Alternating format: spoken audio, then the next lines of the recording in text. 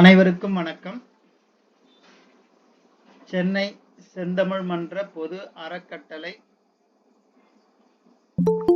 எல்லோரையும் வருக வருக என வரவேற்பதில் பெருமகிழ்ச்சி கொள்கின்றோம். சான்றோர் பெருமக்களே, இன்றைக்கு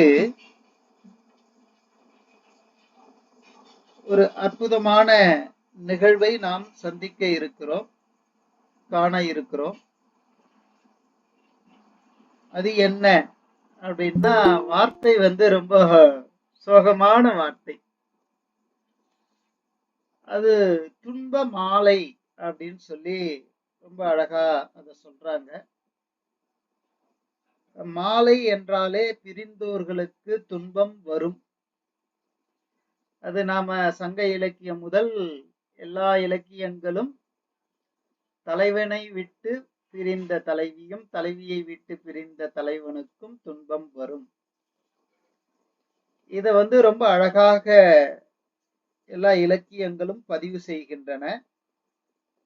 அந்த வகையில் இன்றைக்கு சென்னை செந்தமிழ் மன்றத்தின் பொது அறக்கட்டளையினுடைய 170வது நிகழ்வு தொடர்கிறது. இந்த 170வது நிகழ்விற்கு வருகை தந்துள்ள அனைவரையும் மீண்டும் வருக வருக என வரவேற்கிறோம். சான்றோர் பெருமக்களே, இன்றைக்கு 170வது திருக்குறள் பார்க்க போகிறோம். ரொம்ப அழகான திருக்குறள்.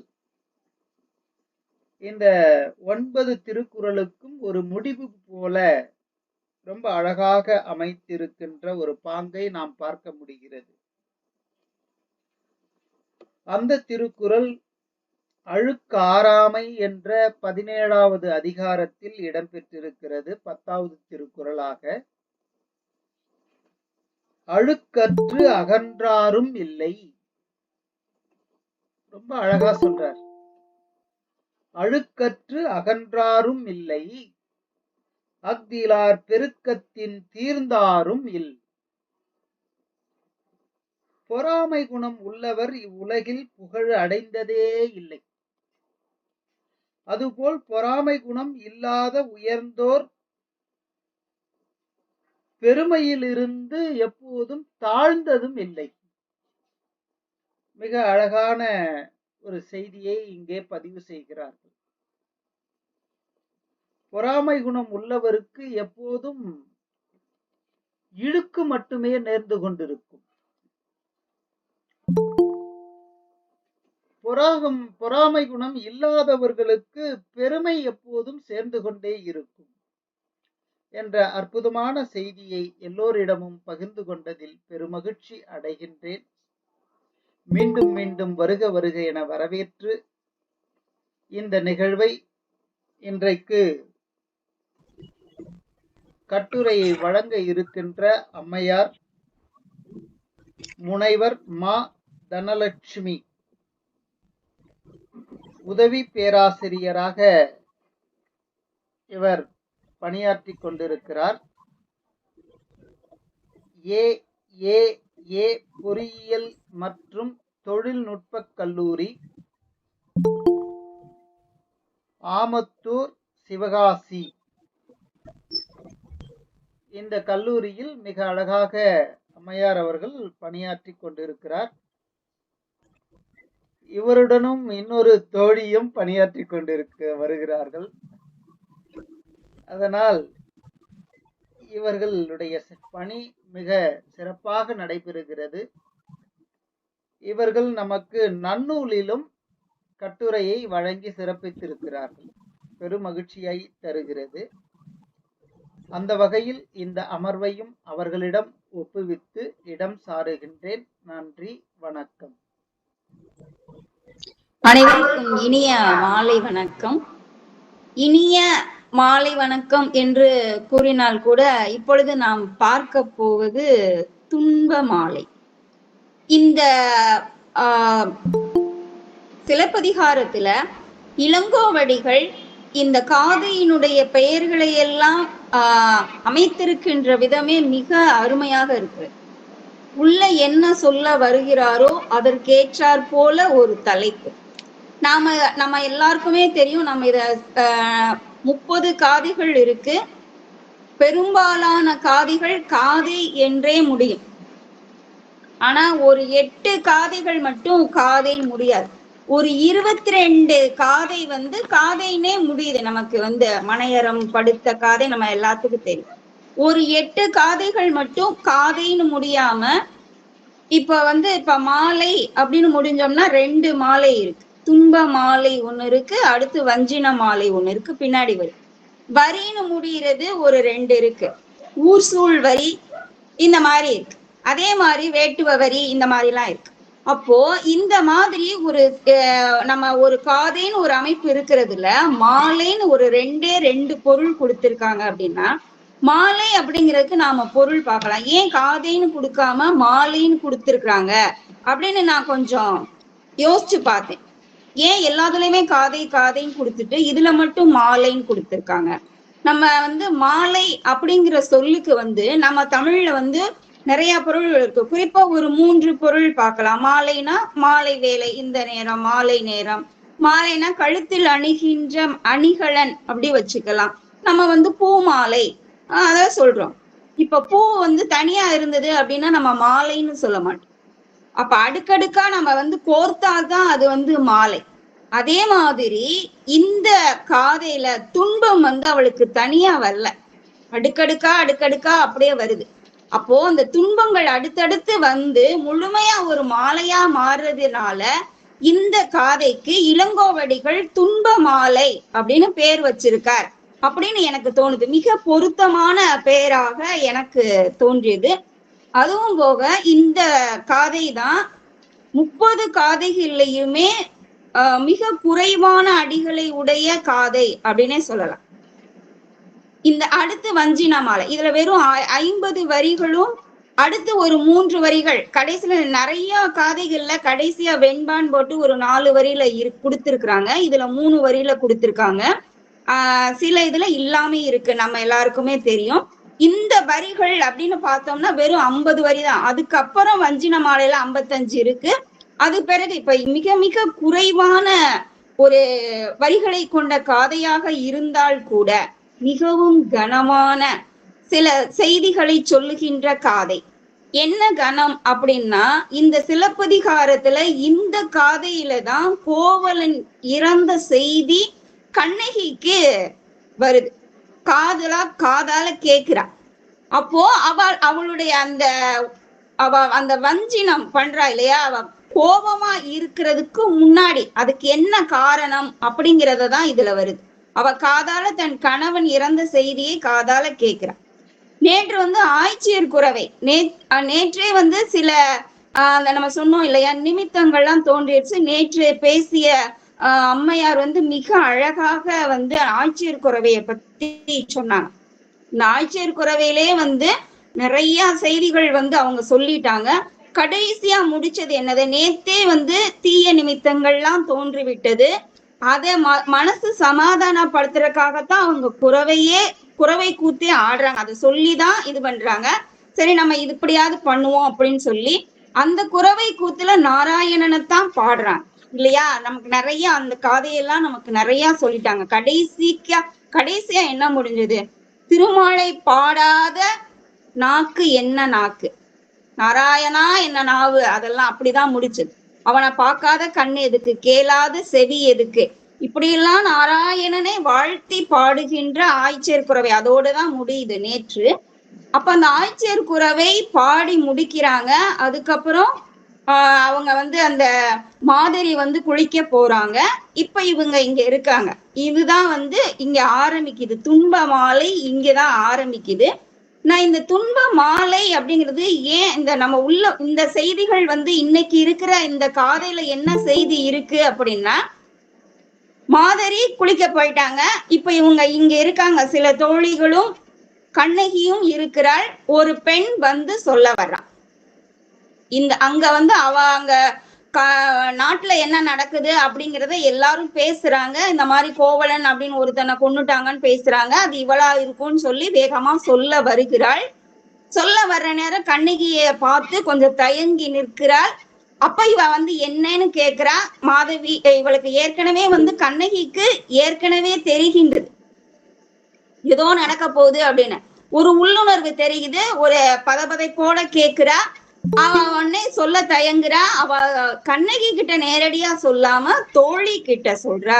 தோழிகள் சொல்வத தோழிகிட்ட திரும்ப கேக்குறா. அப்ப அவங்க வந்து சொல்றாங்க.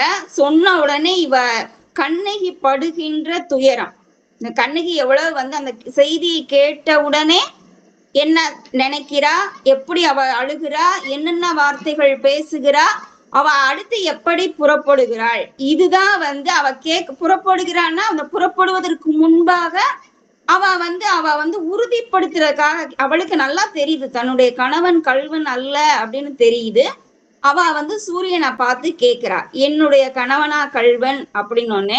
சூரியன் வந்து பதில் சொல்றார், இல்ல, உன்னுடைய கணவன் கள்வன் அல்ல, இந்த கள்வன்னு சொன்ன அந்த ஊரை வந்து தீ உண்ணும் அப்படின்னு சொல்லி ஒரு குரல் கேட்டது அப்படிங்கிறதோட இந்த துன்ப மாலை காதை முடிகிறது. மிக மிக மிக சுருக்கமான 50 வரிகள் கொண்ட காதை. இதுதான் இந்த துன்ப மாலை காதையினுடைய சுருக்கமாக நம்ம பாக்குறோம். அந்த ஒரு குரல் கேட்டதுன்னு அப்படின்னு இந்த மாலை முடிஞ்சா கூட அடுத்த காதையில அதை சொன்னது வந்து கதிரவன் அப்படின்னு சொல்லி சூரியன் தான் அதை சொல்லிச்சு. அவ கேட்கிறா, பதில் சொல்லிட்டார். ஆமா, இதுதான் காதையினுடைய சுருக்கம்.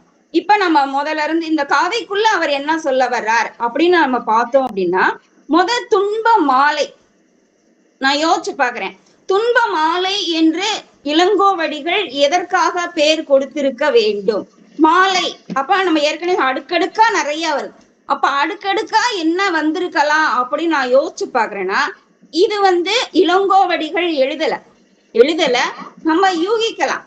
இப்ப மாலை அப்படின்னாலே அடுக்கடுக்கா வருது. அப்ப அவளுக்கு என்னென்ன துன்பங்கள்லாம் அடுக்கடுக்கா வந்திருக்கு நம்ம முதல்ல இருந்தே பார்க்கலாம். அவளுக்கு வந்து என்ன அப்படின்னா, திருமணம் ஆயிருச்சு, ஆண்டு சில கழிந்தனன்னு போடுறாங்க. அப்போ சில ஆண்டுகள் வந்து அவங்க வாழ்ந்திருக்கிறாங்க.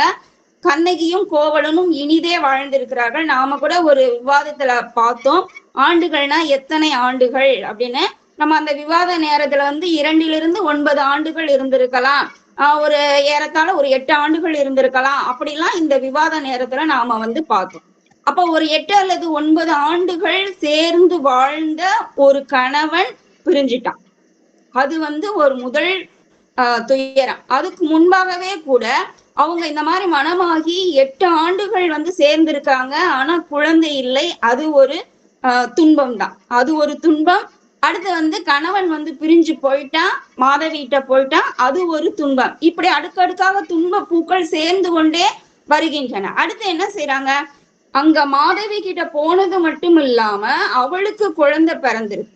ஒரு பெண்ணாக யோசிச்சு பார்த்தா கணவன் வந்து கண்ணகி கூட இருந்திருக்கிறான், 8 ஆண்டு 9 ஆண்டு காலம் இருந்திருக்கிறான்.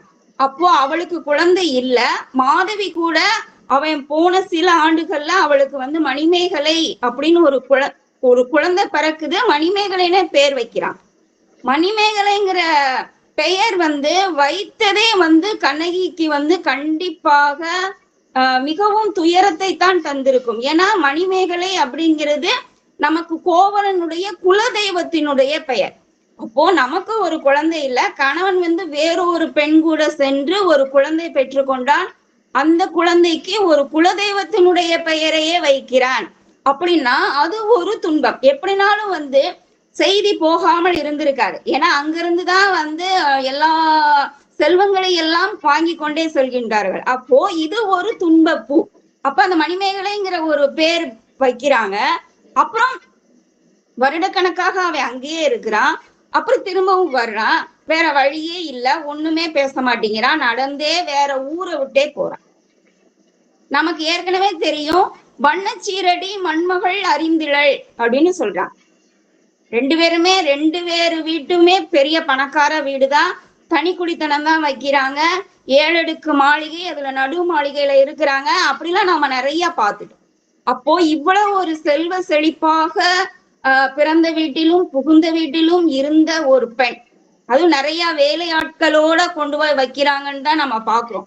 அப்போ ஒரு சுற்றிலும் வேலையாட்களோட ஒரு 7 அடுக்கு மாளிகையில இருந்த ஒரு பெண் தனியா வந்து எல்லா செல்வங்களையும் இழந்து இரவுல அவ வந்து ஒரு கணவனோட போறா அப்படிங்கிறது ஒரு துன்பம். இப்படி அடுக்கடுக்கா ஒரு துன்ப பூக்கள் சேர்ந்து கொண்டே வருகிறது. அப்ப போறா, அவன் நடந்தே போறா. இதே நிகழ்ச்சியில தான் நம்ம வந்து அப்ப பூம்புகாருக்கும் மதுரைக்கும் எவ்வளவு தூரம் இருக்கும்னு விவாத நேரத்துல பேசும்போது 400 சொச்ச கிலோமீட்டர் அப்படின்னு சொல்லி ஒரு சகோதரர் வந்து சொன்னார். அப்போ ஒரு வண்ணச்சீரடி மண்மகள் அறிந்திலல் அப்படின்னு சொல்லுகின்ற ஒரு பெண், அப்படி இருந்திருக்கின்ற ஒரு பெண் 400 சொச்ச கிலோமீட்டர் அவள் நடந்தே போகிறா. அது ஒரு துன்பம். அது ஒரு துன்பப்பூ. இப்படி பூக்கள் வந்து சேர்ந்து கொண்டே வருகிறது. இப்படியே பூக்கள் வந்து சேர்ந்து கொண்டே வருகிறது. அப்போ அதுக்கப்புறம் அங்க என்ன பண்றாங்க, வம்ப பரத்தையர் பேசுறாங்க. வம்ப பரத்தையர் பேசுறதெல்லாம் நம்ம அழகா நம்ம ஏற்கனவே பார்த்துட்டோம். அப்போ ஏற்கனவே சென்று கொண்டே இருக்கின்ற இப்ப பூக்களாக சேர்ந்து கொண்டே இருக்கு. இப்ப ஒரு அவ்வளவு தூரம் நடந்து போறா, அதுக்குள்ள கேக்குறா எப்போ வரும், மதுரை வந்துருச்சா அப்படிலாம் கேட்கும்போது அடுத்து வம்ப பரத்தையர் வந்து பேசுறாங்க. அதெல்லாம் நம்ம அழகா பார்த்துட்டோம். அப்போ ஒரு கேட்காத, ஒரு கேட்க முடியாத, கேட்க கூடாத ஒரு இழி சொற்களை எல்லாம் கேட்கக்கூடிய ஒரு இது அது வருது. அப்படியே நடந்தே வராங்க. அப்புறம் மதுரைக்கு வர்றாங்க. அப்புறம் ஒரு அடைக்கலம் ஆகுறாங்க ஒரு ஆயர் மகளிர்கிட்ட. இதெல்லாம் நம்ம ஏற்கனவே பார்த்தாச்சுன்னு சொன்னா கூட அவளுடைய மனநிலையை நான் பார்க்கிறேன். இதெல்லாம் ஒவ்வொரு பூவாக கொஞ்சம் கொஞ்சமா சேர்ந்து கொண்டே வருகிறது. அப்போ ஒவ்வொரு பூவா சேர்ந்துருச்சு. அவ சமைச்சு போடுறா. அப்பவே அவளுக்கு வந்து காலையில இருந்தே அவளுக்கு வந்து ஒரு மாதிரியாக அவளுக்கு அந்த தீ நிமித்தங்கள் வருகிறது. அப்போ அந்த தீ நிமித்தங்கள் தோன்றுகிறது. பிறகுதான் ஆய்ச்சியர் குறைய வர்றாங்க. அப்படியே அடுக்கடுக்கா பூக்களாக வந்து கொண்டே இருக்கிறது. அது எப்ப முழுசா மாலையா மாறுது அப்படின்னா இங்கதான் வரும், இந்த காதையில தான். அதனாலதான் அவர் வந்து இளங்கோவடிகள் துன்ப மாலை அப்படின்னு பேர் வச்சுட்டான். இப்ப நம்ம இதெல்லாம் பார்த்தாச்சு. ஒரு சிலம்ப வந்து வாங்கிட்டு போறாங்க. இதெல்லாம் நம்ம முன்னாடியே பார்த்தாச்சு. அங்க வந்து கொலைக்களப்பட்டாச்சு. இப்ப வந்து இவங்க வந்து சொல்ல வர்றாங்க. இந்த இதுல அவங்க வந்து என்ன சொல்ல வர்றாங்க, இப்ப இந்த மெய்ப்பாட்டுல கூட தொல்காப்பியர் வந்து 8 மெய்ப்பாடு சொல்றாரு. இந்த துன்ப மாலை அதுக்குள்ள எதுல வருது அப்படின்னு பார்த்தோம்னா நமக்கு அழுகைக்குள்ள வருது. மெய்ப்பாடு என்ன சொல்றாரு தொல்காப்பியர், நகையே அழுகை இளிவரல் மருட்கை அச்சம் பெருமிதம் வெகுளி உவகை என்று அப்பால் 8ஆம் மெய்ப்பாடு என்பார். இந்த 8 மெய்ப்பாடுக்குள்ள கண்டிப்பா வந்து இது வந்து அழுகைக்குள்ள வருது. அந்த அழுகைக்குள்ள என்ன வருது அதையும் வந்து ஒரு நூற்பால வந்து தொல்காப்பியர் சொல்லியிருக்கார். நம்ம எதுனாலுமே வந்து தொல்காப்பியத்துக்குள்ள நம்ம உள்ள போய் பார்த்துக்கலாம். அதுல என்ன சொல்ல வர்றாங்க, துன்பம் அப்படின்னா இழிவே இளவே அசைவே வறுமை என விழிவில் கொள்கை அழுகை 4. இந்த 4 விதத்துல அழுகை வரலாம். இந்த 4ல ஏதாவது ஒண்ணு வந்தா கூட அழுகை வரலாம். ஆனா கண்ணகிக்கு இந்த 4மே சேர்ந்தே வருகிறது. அதைத்தான் துன்ப மாலைன்னு சொல்றாங்க. இழிவு வருகிறது. இந்த வம்ப பரத்தையர் பேசுறாங்க, திருடேன்னு சொல்லிட்டாங்க. திருடேன்னு எப்படி சொல்றாங்க, சத்தம் இல்லாம அரண்மனையில இருக்கிறத எடுத்துட்டு போயிட்டான் அப்படின்னு சொல்றாங்க. அப்ப திருடனுடைய மனைவின்னு வருது, கள்வனன் மனைவி வருது. அது ஒரு இழிச்சொல். அப்ப இந்த இழிவு வந்துருது, இழவு வந்துருது. இப்ப கணவனே இறந்துட்டான், இழவு வந்துருது. அதனால ஒரு தளர்ச்சி வருது. ஏற்கனவே வறுமை வந்தாச்சு. வறுமை வந்த பிறகுதான் வந்து பூம்புகார்ல இருந்து வர்றாங்க. அப்போ இந்த 4மே அழுகைக்குரிய 4 காரணங்களுமே இங்க வந்து இந்த துன்ப மாலையில இருக்கு. அப்ப அதனாலதான் அவர் வந்து அழகா மிக பொருத்தமாக துன்ப மாலை என்று பெயரிட்டிருக்கிறார். இப்போ இதை நம்ம பாக்குறோம். உள்ள போனோம் அப்படின்னா உள்ள என்ன சொல்ல வராங்க அப்படின்னா ஆய்ச்சேர் குறவையில சொல்லியாச்சு. அவ வந்து பாடுறாங்க, போயிட்டாங்க. இப்ப வந்து வர்றா, வெளியே இருந்து ஒருத்தி வந்து வர்றா. அது யாரு அப்படிங்கிறதுல நமக்கு உரை ஆசிரியர்களுக்குள்ள வந்து ஒரு வேறுபாடு இருக்கு. பேர் குறிப்பிடாம ஒருத்தி வர்றான்னு சொல்றாங்க. ஐயை மாதிரியோட மகள்னு ஒரு சில இது வருது. ஒரு பெண் வந்து சொல்றான். இப்ப என்ன சொல்ல வர்றாங்க, இப்ப வந்து சொல்ல வர்றாங்க. இப்ப அவ ஏற்கனவே வந்து ரொம்பவும் தடுமாற்றத்தோட இருக்கா. ஏன்னா முதல்ல இருந்தே அவளுக்கு பகல் பொழுதில் இருந்தே என்னமோ போல வருது. அந்த பாடல்லையே அவ வந்து சொல்றா, நடுப்பகல் பொழுதிலிருந்து எனக்கு எதுவோ போல வருது. நமக்கு வந்து ஏற்கனவே நமக்கு வந்து ஒரு துன்பம் வரப்போகுது அப்படின்னு சொன்னா கண்டிப்பா நமக்கு வந்து காட்டி கொடுக்கும். இதுல வந்து தீ நிமித்தங்கள் என்னென்னலாம் வந்து நம்ம போன காதையிலே பார்த்துட்டோம். இவளுக்கு மனசுக்குள்ளேயும் அது வருது. அப்ப எப்படியோ இருக்கே அப்படின்னு சொல்லி சொல்றான். அப்போ அவ அந்த பொண்ணு வர்றா, என்ன சொல்றாங்க, சொல்லாடால் சொல்லாடால் நின்றாள். பேச முடியாம நின்னாலாம். இந்த காதையில நான் இன்னும் ஒரு விஷயத்த நாம பார்க்கலாம். நிறைய வரிகள் ரெண்டு தடவையா இருக்கு. இதுலயும் பாருங்க, சொல்லாடால் சொல்லாடால் நின்றாள் அப்படின்னு அவளால பேச முடியாம நிக்கிறாளாம். ஏன்னா ஏற்கனவே ஒரு இறப்பு செய்திய சொல்லும் போது கண்டிப்பா நாம யாருமே இப்பவும் கூட இந்த 21ஆம் நூற்றாண்டுலயும் கூட ஒரு இறப்பு செய்தி வருது அப்படின்னா நம்ம உடனே போய் சொல்லிட மாட்டோம். அதுவும் ஒரு கணவன் இறந்துட்டான் அப்படின்னு சொல்லி மனைவி கிட்ட சொல்ல மாட்டோம். அது எப்படிப்பட்ட இது? ஒரு அரசியே கணவனை இழந்தோருக்கு காட்டுவது அப்படின்னு சொல்லிக்கிட்டே ஒரு இறந்து போறான். அப்ப அந்த மாதிரியான காலகட்டத்துல ஒரு பெண் கிட்ட போய் உன் கணவன் இறந்துட்டான் அப்படின்னு உடனே சொல்லிட மாட்டான். அப்ப அவங்க என்ன சொல்றாங்க அப்படின்னா, அவ அப்படி தயங்கி நிக்கிறான். சொல்லாடால் சொல்லாடால் நின்றால் அந்நங்கைக்கு சொல்லாடும் சொல்லாடும் தான் 2 தடவை சொல்றான். அப்ப அவளால பேசவே முடியல. யார்கிட்ட பேச முடியல? செய்தி சொல்லதான் வந்திருக்கா.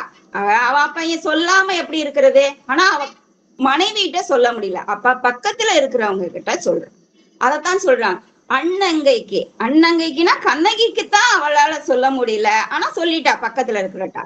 சொல்லாடும் சொல்லாடும் தான். அப்ப சொல்லிட்டா. அப்ப கண்ணகி என்ன கேக்குறா? சொல்ல அந்த பெண் கிட்ட கேட்காம தோழி கிட்ட கேக்குறா. என்ன கேக்குறா? தோழி என்ன சொல்றா சொல்லு அப்படின்னு சொல்லி அந்த தோழி கிட்ட கேக்குற மாதிரியாக இவர் ஒரு காப்பியத்தை நகர்த்துகிறார். இது ஒரு உளவியல். அந்த பொண்ணு அந்த பொண்ணுக்கும் கோவலனுக்கும் சம்பந்தம் இருக்க போறது இல்லை. இருந்தாலும் அதை நேரடியாக மனைவி கிட்ட அவ சொல்ல மாட்டா, சொல்ல முடியல. பக்கத்துல இருக்கிறவள்கிட்ட தான் சொல்றா. இவளும் அவகிட்ட கேட்காம தோழி கிட்ட, பழகின ஒருத்தி கிட்டதான் கேட்கிறா. அப்படிங்கிற மாதிரியாக ஒரு காப்பியத்தை அவர் நகர்த்தி கொண்டு போறாரு. என்ன சொல்றா? காதலன் காண்கிலேன் கலங்கி நோய் கை மிகும். என்னுடைய கணவனை நான் ரொம்ப நேரமா பார்க்கல. எனக்கு கலங்குது, ஒரு உள்ளுணர்வு சொல்லுது. நோய் கை மிகும் அப்படிங்கிறா. அது எப்படி இருக்குமா? ஊதலை தோற்க உயிர்க்குமென் நெஞ்சென்றே அப்படிங்கிறா. இந்த பொற்கொள்ளர்கள் ஏற்கனவே பொற்கொள்ளன் முன்னாடி வந்துட்டான். அதை தொடர்ந்து அதை வைத்தே ஒரு உதாரணம் சொல்றாங்க. இந்த பொற்கொள்ளன் ஊதுவாங்க. இந்த ஊதும் போது அந்த தீ அப்படியே எரியும். ரொம்ப அப்படியே ஊத அந்த தீ பெருசா இருக்கும். இந்த பொண்ணை உருக்கும் போதெல்லாம் நம்ம பார்த்திருக்கலாம். அது தோத்து போற அளவுக்கு இவளுடைய மூச்சு இருந்தது. அந்த ஒரு கலக்கத்துல நம்ம ஒரு பெருமூச்சு விட்டு அந்த விடுற அந்த அனல் அந்த பொற்கொள்ளன் ஊதுகின்ற அந்த அனல் அந்த தீய விட பெருசா இருந்துச்சு அப்படின்னு சொல்றாங்க. நீ எனக்கு சொல்லு, என்ன நடந்ததுன்னு சொல்லி, எனக்கு கலக்கமா இருக்கு அப்படின்னு கேட்டான். அது அப்புறம் என்ன சொல்றா கண்ணகி? நண்பவள் போதே நடுக்கு நோய் கைமிகும். எனக்கு பகல் நண்பகல் பொழுதுல இருந்தே ஏதோ நடுங்கிக்கிட்டே இருக்கு, எனக்கு சொல்லு. அன்பனை காணாது அளவுமென் நஞ்சென்றே. சரியா? என்னுடைய கணவனை பார்க்காம என்னால இருக்கே முடியல, உள்ளம் வருந்துகின்றது அப்படிலாம் சொல்றாங்க. தஞ்சமோ தோழி தலைவன் வர காணேன். நான் எனக்கு தஞ்சம் இனி யார் இருக்கா? என்னுடைய தலைவனை காணோமே அப்படிலாம் கேக்குறா. அடுத்து என்ன சொல்றா? வஞ்சமோ உண்டு மயங்கும் என் நெஞ்சென்றே. என்ன அப்படியே சொல்லிக்கிட்டு இருக்கா. என்னன்னு தெரியல, என்ன வஞ்சம் வரப்போதும் தெரியல, என்னுடைய நெஞ்சு கலங்குது. திரும்ப சொல்றா. 2 தடவை சொல்ற. இந்த அடுக்கி வருகின்ற வரிகளே இந்த இதுல ஏற்கனவே 50 வரிகள் தான். இதுல அடுக்கி வர்றதே ஒரு 6-7 இது வருது. அப்போ இந்த அடிக்கடிக்கு சொல்றா. அவ துன்பத்தை அப்படியே அழுத்தி சொல்றாங்க. அடுத்து என்ன சொல்றாங்க? அவ சொல்லிட்டா வாழியோ தோழி அப்படின்னு சொல்லிட்டா. இங்க இளங்கோவடிகளுடைய எழுத்து சிறப்பினை பார்க்கலாம். ஒரே ஒரு அசைச்சொல், தனிச்சொல் நடுவுல ஒரு வரியில போறார். சொன்னது அப்படின்னு போட்டு அப்படியே ஒரு சின்னதா ஒரு ஹைஃபன் மாதிரி போட்டிருக்காங்க. சொன்னது அப்படின்னா என்ன? சொல்ல தொடங்குறா, சொல்லாம கொஞ்ச நேரம் நிக்கிறா, சொல்ல போறா, அதை சொல்ல முடியாம கொஞ்ச நேரம் தயங்கி பிறகு சொல்றா. அதனால அப்படியே அது தனி சொல்லாக ஒரு ஓரசை சொல்லாக அங்க போட்டு அடுத்த வரியில சொல்றாங்க. என்ன சொல்றா? ஆரேசுரை கோயில் அணியா எங்கிலும் கரையாமல் வாங்கி கல்வனாம் என்றே அப்படின்னு சொல்லிட்டான். அதை 2 தடவை வருது. கரையாமல் வாங்கிய கல்வனாம் என்றே. கரைதல் அப்படின்னா நமக்கு சத்தம் போடுறது. என்ன சொல்றாங்க அப்படின்னா அரை சுரை அப்படின்னு சொல்றாங்க. அரை சுரை கோயில். அப்போ என்ன சொல்ல வராங்க அப்படின்னா,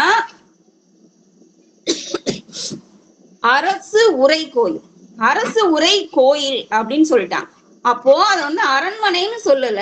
அப்போ அரசன் தூங்குகின்ற இடம், அவ அந்தப்புறம்னு வச்சுக்கலாம். அந்த அந்தப்புறத்துல இருந்து அரசியாருடைய காலனிய சத்தமே போடாமல் அவன் வந்து என்ன பண்ணிட்டானா, அவன் எடுத்துட்டு போயிட்டான். அதான் சொல்றான், 2 தடவை சொல்றாங்க. கரையாமல் வாங்கிய கல்வனாம் என்றே, கரையாமல் வாங்கிய கல்வனாம் என்றே குறைகழல் மாக்கள் கொலை குறித்தனரே அப்படின்னு சொல்றான். குறைகழல் மாக்கள், வீரக்கழல் அணிந்த அரசாங்க அதிகாரிகள் உன்னுடைய கணவனை வந்து கொன்னுட்டாங்க, கொன்னுட்டாங்கன்னு வெளிப்படையாவும் சொல்லல. இதுலயும் ஒரு உளவியல் இருக்கு.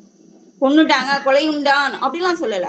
கொலை குறித்தனரே, கொலைன்னு சொல்றாங்க, இருக்கலாம் அப்படின்னு நினைச்சிருக்காங்க அப்படிங்கிற மாதிரி ஒரு நீக்கு போக்கா மேம்போக்கா அப்படி ஒரு சூசகமா அப்படி இலைமறை காயாக அந்த விஷயத்த வந்து அவள் சொல்றா. ஆனாலும் இவளுக்கு வந்து அந்த நம்ம காலையில இருந்து அப்படி இருந்திருக்கோம், அப்பா இதை வந்து அவளுக்கு உள்ளுணர்வு சொல்லுது, இது வந்து உண்மைதான் அப்படின்னு சொன்ன உடனே என்ன சொல்றா, என கேட்டு பொங்கி எழுந்தாள் விழுந்தாள் அப்படின்னு சொல்றா. பொங்கி எழுந்தாள் விழுந்தாள் பொலிகதிர் திங்கள் முகிலோடும் சேம் நிலம் கொண்டன. அப்படியே அப்படி எழுகிறா, தரையில விழுந்து அழுகிறா. அது எப்படின்னா அவளுடைய கூந்தல், அந்த அவ வந்து ஓமையே அவளோட எதுக்கு சொல்லியிருக்காங்க, ஒரு மேகம் வந்து கீழே விழுந்தது மாதிரி அப்படிங்கிறாங்க. அப்ப நம்ம இதை வந்து எடுத்துக்கலாம், அவளுடைய கூந்தல் வந்து தரையில படுவது போல விழுந்தாள் அப்படின்னு ஒரு அழகா எடுத்துக்கலாம். அடுத்து எப்படி எல்லாம் அழுகிறான்னு பாருங்க. செங்கன் சிவப்பு அழுதாள் அப்படின்னு சொல்றாங்க. ஏற்கனவே அவளுக்கு கலங்கி அவளுக்கு எப்பயுமே வந்து கண்ணகியை குறிப்பிடும் போது கருங்கண்ணாள் தான் சொல்லுவாங்க. கருங்கையர் கண்ணாள், கருங்கண்ணாள் அப்படியேதான் சொல்லுவாங்க. இந்த இடத்துல மட்டும் செங்கன் சிவப்ப அப்படிங்கிறான். இந்த ஒரு இடத்துல செங்கன் சிவப்ப அப்படின்னு வருது. செங்கன் சிவப்பனா அப்ப எப்படி கருங்கன் செங்கன் ஆச்சு? அவ ஏற்கனவே கலங்கி இருக்கிறா, ஏற்கனவே அழுதுகிட்டு இருக்கா. அப்போ அந்த அழுகின்றவ திரும்பவும் அழுகிறா, அதனால செங்கன் சிவப்ப. அந்த செங்கன் ஏற்கனவே அழுது சிவந்த கண்கள் திரும்பவும் அழுகின்றன அப்படின்னு இளங்கோவடிகள் அவர் வந்து எழுதுறார். செங்கன் சிவப்பு அழுதால் தன் கேள்வனை எங்கனா என்ன இழைத்தேங்கி மாழ்குவாள். நான் இனிமேல் வந்து என்னுடைய கணவனை வந்து எப்படி பார்க்க போறேன் அப்படின்னு நினைச்சு அழுகிறாராம். அப்போ இன்புறு தன் கணவர் இடரேறிய அகத்து மூழ்க துன்புறுவன். நான் வந்து அவன் வந்து அவனை வந்து எரிச்சாச்சு அப்படின்னா நான் எப்படி துன்பத்தை நான் பார்க்க போறேன். இந்த இடத்துல நமக்கு கண்ணகிய பற்றி அவன் நிறைய சொல்லி அழுகிறான், நிறைய சொல்லி அழுகிறா. எப்படி அப்படின்னா, ஒரு கணவனை இழந்த ஒரு பெண்கள் வந்து எப்படியெல்லாம் துயர உருவார்கள் அப்படின்னு சொல்லி வந்து அழுகிறா. ஒரு 3 இடத்துல சொல்றா. துறைதோறும் பெண்கள் வந்து குளிக்க போறாங்க, அந்த கணவனை இழந்த பெண்கள். துறைதோறும்னா நமக்கு வந்து நமக்கு தெரியும், கோயில்ல தான் அப்ப நீர்த்துறைகள்லாம் இருக்கும். அப்ப கோயிலா போய் அந்த கணவனை இழந்த பெண்கள் வந்து தனக்கு வந்து தன்னுடைய மனதுக்கு வந்து ஒரு ஆறுதல் கிடைக்க வேண்டும் அப்படின்னு ஒரு கோயிலா போய் வந்து ஆறுதல் தேடினார்கள் அப்படின்னு சொல்லி, அந்த மகளிரை போல நான் வந்து துன்பப்படணுமா அப்படிலாம் கேட்டு ரொம்ப அழுகிறா. அவ என்னெல்லாம் சொல்றா அப்படின்னா,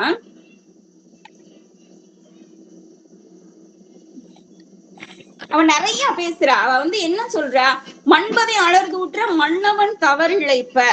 இத்தனைக்கும் என்னுடைய தவறு கிடையாது, என் கணவனுடைய தவறு கிடையாது, மன்னவனுடைய தவறு. அத வந்து என்ன சொல்ற, அதுக்காக நான் வந்து ஏன் கஷ்டப்படணும்? துன்புறுவன தோற்று துயருறு மகளிரை போல. அப்போ நான் வந்து எல்லாரும் கஷ்டப்படுகிற மகளிரை போல நானும் கஷ்டப்படணுமா? ஆனா இதுல ஏன் என்னுடைய தவறோ இல்ல என் கணவனுடைய தவறோ இல்ல, ஆனா நான் ஏன் கஷ்டப்படணும் அப்படின்னு திரும்ப கேக்குறான். மண்பதை அலர்தூற்ற மன்னவன் தவறிழைப்ப. மன்னவன் தான் தவறிழைத்திருக்கிறான், நான் ஏன் வந்து துன்பப்படணும் அப்படின்னு கேக்குறான். திரும்ப என்ன சொல்றா, அன்பனை இழந்தேன் யான் அவளம் கொண்டு அழிவலோ அப்படின்னு சொல்றான். அன்பனை இழந்தேன், அவன் இறந்தது வந்து அவன் மனதால வந்து ஒத்துக்கிட்டுதான் அவன் வந்து கேக்குறான். கேத்துக்கிட்டு என்ன சொல்றா, திரும்ப சொல்றா, மரணோடு திரியும் கோள் மன்னவன் தவறிழைப்ப. இந்த 50 வரி பாடல்கள்ல நிறைய வந்து திரும்ப அதே வார்த்தைகள், அதே உதாரணங்கள் நான் பார்க்கிறேன்.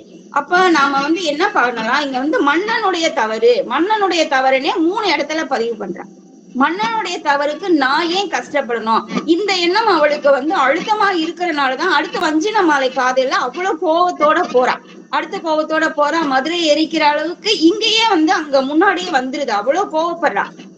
எந்த ஒரு காரணமும் இல்லாம மன்னனுடைய தவறு, அவன் ஆராயாமல் செய்த தவறுக்கு நான் ஏன் வருத்தப்படணும் அப்படின்லாம் அவ கேக்குறா. இதுல நம்ம இதையும் பார்க்கலாம். நம்ம ஏற்கனவே நம்ம தெரியும், கண்ணகி வந்து தேரா மன்னா அப்படின்னு சொல்லி வளப்புரை காதையில அவ்வளவு ஆராயாத மன்னனே அப்படின்னு சொல்லி நம்ம சொல்றா அப்படின்னு அதை நம்ம பெருமையா பேசுறோம். அதுக்கு முன்னாடியே அவனாலும் வந்து மனிதன் மன்னன் அவனை கேக்குறா. அதுக்கு முன்னாடியே இந்த காதையில துன்ப மாலையில அறக்கடவுளையே வைரா. அரணனும் அடவோய் அப்படிங்கிறா. உனக்கு அறிவு இருக்கான்னு அறக்கடவுளையே கேக்குறா. உனக்கு அறிவு இல்லாமத்தானே நீ இப்படி எல்லாம் பண்ற அப்படின்னு சொல்லி அறக்கடவுளையே அவ கேக்குறா. அரணனும் மடவோ யான் அவலம் கொண்டு அழிவலோ, நீ அறிவு இல்லாம செய்யறதுக்கு நான் வந்து எனக்கு துன்பம் வரணுமா அப்படிலாம் வந்து நிறைய கேக்குறத நம்ம இந்த 50 வரிகள்ல இந்த பாக்குறோம். இந்த இதுல நம்ம இப்படி பார்த்துட்டே இருக்கும்போது நமக்கு என்னெல்லாம் சொல்றாங்க அப்படின்னா,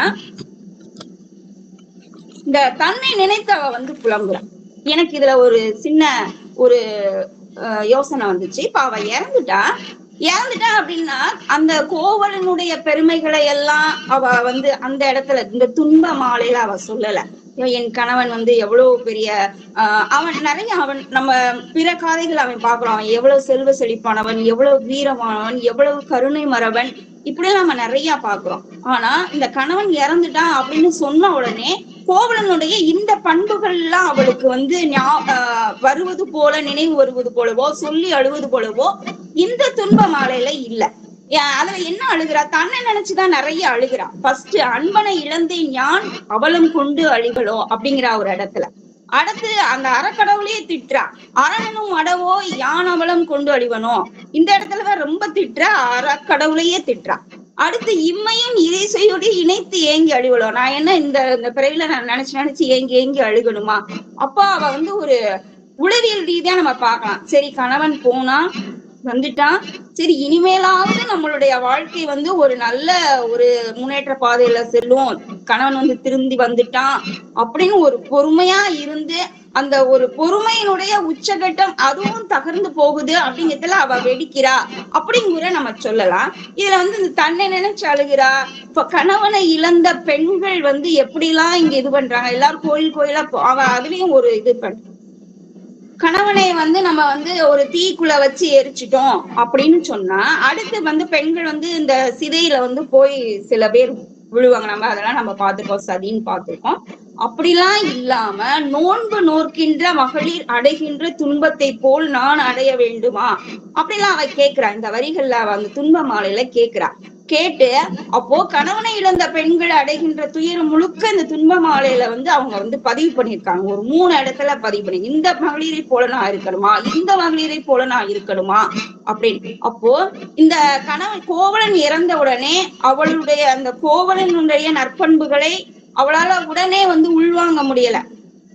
அது வந்து உளவியல் ரீதியா சரின்னு கூட, சரியா தவறா அது வந்து ஒரு விவாதத்துக்குரியது. ஆனா அடுத்ததுல அவ வந்துடுறா. அவ அடுத்ததுல வந்து அந்த கோவலனுக்காகத்தான் அவ வந்து அவ்வளவு தூரம் போய் வாதிடுகிறாள். கல்வன் அல்ல அப்படின்னு சொல்றா. அந்த உடனே வந்து எடுக்கிறது வந்து அவளை பத்தி தான் அவ ரொம்ப நினைக்கிறா. இந்த காதல நான் என்னுடைய பார்வையில அது அப்படி வருது. அவ வந்து அந்த 2 பேருக்குமே, 2 பெற்றோர்களுக்குமே வந்து இவங்க வந்து ஒரு ஆள் தான். கண்ணகிக்கு உடன் பிறந்தவர்கள் இருப்பது போலவோ, இல்ல கோவலனுக்கு உடன் பிறந்தவர்கள் இருப்பது போலவோ இங்க வந்து நமக்கு வந்து காப்பியம் வந்து பதிவு செய்யல. 2 பேர் வீடுமே பணக்கார வீடுதான், பெரும் செல்வந்தர்கள் தான், ஒருத்தவங்க தான், ஆனா தனியா தான் வச்சிருக்காங்க. அந்த பெற்றோர்கள் வந்து ஏன் வந்து இவங்க வந்து இத்தனை வருஷம் வந்து கோவலன் போயிட்டான், ஏன் பெற்றோர்கள் கேட்கல அப்படிலாம் வந்து நம்ம இங்க விவாதத்திலே நிறைய ஒரு சகோதரர் வந்து பேசினார். அது வந்து நமக்கு ஒரு நல்ல சிந்தனைக்குரிய செயல் தான், சரியான செயல் தான். அப்போ அந்த காலத்துல வந்து ஒரு தவறா தனி குடித்தனை வச்சுட்டு அவங்க வந்து ஏன் வந்து அவங்க 2 பேரையும் பார்க்கல இவ்வளவு. அப்ப இந்த இடத்துலயும் வந்து இந்த 2 பெற்றோர்கள் வந்து இவங்க அந்த கோவலன் இறந்துட்டா அவங்க எவ்வளவு மன கஷ்டப்படுவாங்க, இந்த துன்ப மாலையில அதெல்லாமே அவளுக்கு ஞாபகம் இல்லை. முதல்ல வந்து அவளுக்கு அவ தான் சொல்றா, அடுத்த காதையில வருது. நம்ம அதனால கண்ணகியை வந்து நம்ம அப்படி சொல்ல முடியாது. அடுத்த காதையில அவ வரா, உடனே வந்து இவ இப்படித்தான் அழுகிற மாதிரி வருது. அப்ப அந்த கோவலன் இறப்பு தன் துயரத்தையே வந்து பிரதானமாக பாக்குற மாதிரியான இந்த காதை வந்து நான் அப்படி பாக்குறேன். இன்னொரு என்னுடைய பார்வை அப்படின்னு வச்சுக்கலாம், அது தவறா கூட இருக்கலாம், நம்ம அதை விவாதத்துல கூட பார்க்கலாம். தெய்வ நம்பிக்கை இல்லாமல் இருக்கிறாளோ இந்த காதையை பொறுத்து, இந்த காதை முழுக்கவே அப்படி இருக்கு நான் என்னுடைய பார்வையில. ஏன் அப்படின்னா, இந்த செய்தி வருவதற்கு கொஞ்சம் நேரத்துக்கு முன்னாடி வரைக்கும் தான் ஆய்ச்சேர் குறைவையில திருமாலுடைய எல்லா கல்யாண குணங்களையும் சொல்லி, அவருடைய பெருமைகளை எல்லாம் சொல்லி, அவர் நம்மை காப்பாற்றுவார் அப்படின்லாம் சொல்லி ஆய்ச்சேர் குறைவை முழுவதுமாக அதற்காகத்தான் பாடுறாங்க. நான் முதலையே சொன்ன மாதிரி திருமாலை பார்க்காத கண் எதுக்கு, கேளாத செவி எதுக்கு, நான் பாடாத நான் எதுக்கு, இப்படியெல்லாம் வந்து அந்த குறைவையில திரும்ப திரும்ப பாடுகிறாங்க. உடனே அது அந்த செய்தி வருது, அடுத்தே அந்த செய்தி வருது. ஆனாலும் அவ வந்து இறைவனை வந்து நம்புறதாகவோ இறைவன் கிட்ட கேட்கறதாகவோ இத வந்து பதிவு பண்ணல. நம்ம ஏற்கனவே ஒரு காதையில வந்து ஒரு ஒரு கதாபாத்திரம் வந்து சொல்லும், சூரிய குண்டம் சோமகுண்டத்துல போய் வந்து நீ வந்து குழி நீராடு உனக்கு சரியா போயிடும் அப்படின்னோடனே, இது வந்து சமணம் அது இது கிடையாது அப்படின்னு சொல்லி அவ சொல்றா. அப்போ இங்கேயுமே வந்து அவ சமண மத கடவுளையோ இல்ல வேற எந்த கடவுளையோ கூப்பிடுற மாதிரி தெரியல, இயற்கையை தான் அவ வந்து கூப்பிடுறா, சூரியனை கூப்பிடுறா. அப்போ அந்த சூரியனை கூப்பிட்டு தான் அவ கடைசியில கேக்குறா, என்னுடைய கணவன் வந்து கல்வனா.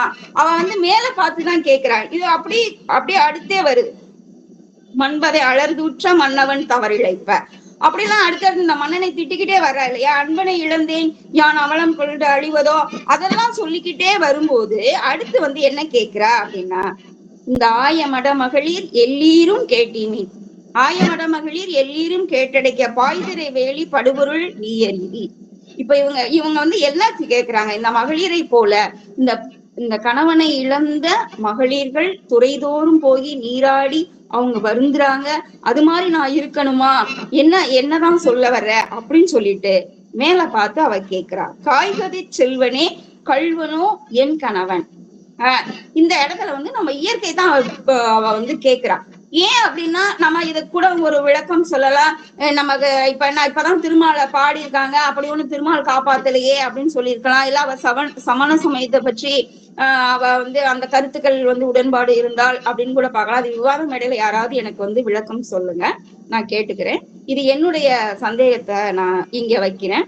அவ என்ன கேக்குறா, மேல பார்த்து காய்கறி செல்வனே கல்வனோ என் கணவன். அப்ப அவன் வந்து சூரியனை பார்த்து ஏன் கேக்குறாங்கிறதுக்கு உளவியல் ரீதியாக நம்ம பார்க்கலாம். அந்த காலத்துல எல்லாம் இப்ப இருக்கிற அந்த நம்ம அந்த சிசிடிவி கேமரா அதெல்லாம் வந்து இல்ல, கண்காணிப்பு கேமராக்கள்லாம் நமக்கு அப்போ கிடையாது. அப்போ வந்து எங்கேனாலும் போக முடிகின்ற ஒரு இது அப்படின்னு பார்த்தோம்னா சூரியன் தான். அப்போ அந்த சூரியன் கிட்ட அவ கேட்கிறா, நமக்கு முதல்லயே வந்து இறைவனை இயற்கையை வாழ்த்தி தான் வந்து நமக்கு சிலப்பதிகார காதையே வந்து நமக்கு ஆரம்பிக்குது. அப்போ நமக்கு மாமழை போற்றுதும் அதுதான் அப்படிதான் ஆரம்பிக்குது, திங்கள் போற்றுதும் ஞாயிறு போற்றுதும் அங்கேயே ஆரம்பிச்சாச்சு. அப்ப அதே அடிப்படையில இவ வந்து காய்கறி செல்வனே கல்வனோ என் கணவன் அப்படின்னு சொல்லி கேட்கிறான். அப்போ கேட்ட உடனே என்ன சொல்றா, கல்வனோ அல்லன் கருங்கையில் கண் மாதராய் ஒல்லரி உண்ணும் இவ்வூர் என்றது ஒரு குறள்.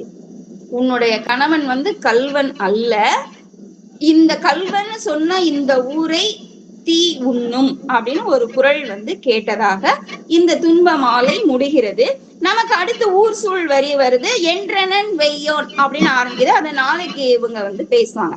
இப்ப இந்த காதையில இவ்வளவுதான் இருக்கு. அப்ப இந்த காதை தான் வந்து ஒரு முக்கியமான ஒரு காப்பியத்தினுடைய நோக்கம் நிறைவேறுகின்ற ஒரு இடமாக இந்த காதையை நாம பார்க்கலாம். கோவலன் இறந்த செய்தியை கண்ணகி கேட்கிறான், அதுதான் இந்த காதை. அப்போ அடுக்கடுக்காக அவளுக்கு முதலில் இருந்து குழந்தையின்மையில இருந்து எல்லா செல்வங்களையும் இழந்து ஒரு அடுத்த நாட்டுக்கு போய் ஒரு வணிகம் செய்து ஒரு நல்லா வந்துடலான்னு ஒரு கடைசி நம்பிக்கை அப்படின்னு கூட சொல்லலாம். ஒரு கடைசி நம்பிக்கையில இருக்கின்ற நேரம் அது மொத்தமாக ஒன்னு நம்பிக்கைக்கு இடமே இல்லை அப்படிங்கிற மாதிரி எல்லாத்தையும் அழிக்கின்ற ஒரு காதையாக இந்த துன்ப மாலை இருக்கிறது. அடுத்து அவ வந்து மதுரை எரிக்கிறா, ஒரு தெய்வ நிலைக்கு உயர்கிறாள். அடுத்து அதெல்லாம் அப்போ ஒரு சின்ன சின்ன துன்ப பூக்களாக இருந்தது முழுமையான ஒரு மாலையாக மாறி அவனுடைய கணவனுடைய காலடியில வைக்கிற மாதிரி ஒரு துன்ப மாலையாக உருவெடுத்தது அப்படின்னு பார்த்தோம்னா இந்த காதை அப்படின்னு சொல்லலாம். இப்ப இதுல நம்ம வந்து இதுல மொத்தமா என்ன பார்க்கலாம் அப்படின்னு சொன்னா ஒரு சிறு குறிப்பு மாதிரி பார்க்கலாம், ஒரு சுருக்கமாக நிறைவாக பார்க்கலாம். அப்படின்னா இந்த காதை சிலப்பதிகாரத்தினுடைய 18வது காதையாக இருக்கிறது. நமக்கு வந்து இதுல வந்து துன்ப மாலைன்னு இருக்கிறதுல துன்ப மாலையாக இருக்கிறது, துன்ப பூக்கள் அங்கங்க இருக்கிறது மாலையாக இந்த காதையில தான் நாம பாக்குறோம். அப்போ கோவலன் இறந்த செய்தி அப்படிங்கிறது கேட்ட காதை அப்படின்னு சொல்லலாம். அதுக்கு பிறகுதான் கதை வந்து முக்கியமான கதைகள் வந்து நகருகின்ற இடம், அதை சொல்லுகின்ற ஒரு செய்தி. இருக்கிற காதைகள்லயே மிக குறைவான காதையாக நம்ம இந்த துன்ப மாலையை நாம வந்து பார்க்கலாம். அப்போ இதுல வந்து கண்ணகி வந்து கோவலன் இறந்ததை கேட்ட உடனே அவளுக்கு என்ன தோன்றுகிறது அப்படிங்கறத தான் இதுல பதிவு பண்ணிருக்காங்க. அப்போ கணவனை இழந்த பெண்கள் மாதிரி நம்மளும் ஆய்வோமோ, ஆயிடக்கூடாது, அதுக்கு முன்னாடி கணவனை வந்து குற்றமற்றவன் நிரூபிக்கணும் அப்படின்னு எழுகிறது அடுத்த காதை. இப்ப முதல்ல வருது கணவனை இழந்ததுனால நாம் அடைகின்ற துன்பம். அப்ப நம்மளுடைய துன்பம் வந்து இன்னும் முடியலையா, அந்த துன்ப மாலை இன்னும் முடியலையா அப்படின்னு கூட பாருங்க. இந்த துன்ப மாலைக்கு இந்த துன்ப பூக்கள் நிறைய இருக்கு அப்படின்னு ஒரு அர்த்தம் இருந்தால் கூட இன்னொரு இதாக சொல்லலாம். அப்ப என்ன அப்படின்னா பகல் பொழுதுலேயே எனக்கு தோன்றுச்சு அப்படின்னா இவ வந்து செய்தி கேட்கின்ற நேரம் கண்டிப்பாக மாலையாக ஆயிருக்க வேண்டும். எனக்கு மத்தியானத்துல இருந்தே அப்படிதான் இருக்குன்னா இப்ப சாயங்காலம் ஆயிருக்கும். அப்போ அந்த கேட்ட நேரமும் இதுவாகத்தான் இருக்கணும். ஏன்னா அடுத்து வஞ்சின மாலையில நமக்கு வந்து கதிரவன் மறைந்தான் அப்படிலாம் வந்துருது, நம்ம அதெல்லாம் நம்ம பாக்குறோம். அப்போ துன்ப செய்தியை கேட்ட மாலை, துன்ப பூக்கெல்லாம் நிறைந்த மாலை, அதனால இது வந்து துன்ப மாலை அப்படின்னு சொல்லலாம் அப்படின்னு சொல்லி திரும்ப வந்து இவள் வந்து அந்த நேரத்துல அவர்களுடைய பெற்றோரோ அவர்களுடைய நற்பண்புகளோ உடனே வரல, இறை நம்பிக்கையும் வரல, இயற்கையைத்தான் நம்புவதாக இந்த காதையை வந்து நிறைவு செய்திருக்கிறார்கள். எனக்கு தெரிந்த அளவில் இந்த துன்ப மாலையை என்னுடைய பார்வையாக அறிஞர்களுடைய உரையாசிரியர்களுடைய இதெல்லாம் கொஞ்சம் பார்த்து என்னுடைய பார்வையும் சேர்த்து இங்க வச்சிருக்கேன். இதுல வந்து இந்த காதையை இத்துடன் நான் நிறைவு செய்கிறேன். விவாத நேரத்துல யாராவது ஏதாவது சந்தேகமோ இல்ல விளக்கங்களோ கேட்டா நான் அதை வந்து நான் ஏற்றுக்கொள்கிறேன். எனக்கு இந்த வாய்ப்பளித்த சென்னை செந்தமிழ் மன்றத்துக்கு என்னுடைய நன்றியை தெரிவித்துக் கொள்கின்றேன். நன்றி, வணக்கம். ரொம்ப மகிழ்ச்சிங்க அம்மா. ரொம்ப அற்புதமா துன்ப மாலையை எந்தெந்த வகையில் துன்பம் மாலையாக மாறுகிறது என்று ரொம்ப அழகாக முதல் நிகழ்விலிருந்து அந்த துன்பத்தினுடைய அடிப்படை தொடங்குவதிலிருந்து ரொம்ப அழகா முடிச்சிருக்கிறீங்க. அது மாலையாக மாறி இருக்கிறது. மாலையை அணிந்தவர்கள் இனிமேல் ஆட்டம்தான் போட வேண்டும். அதனால் இனி வருகின்ற காதைகளிலெல்லாம் எப்படி இருக்கிறாள் கண்ணகி என்பதை பார்க்க போகிறோம். சான்றோர் பெருமக்களே, வாருங்கள் கலந்துரையாடுவோம்.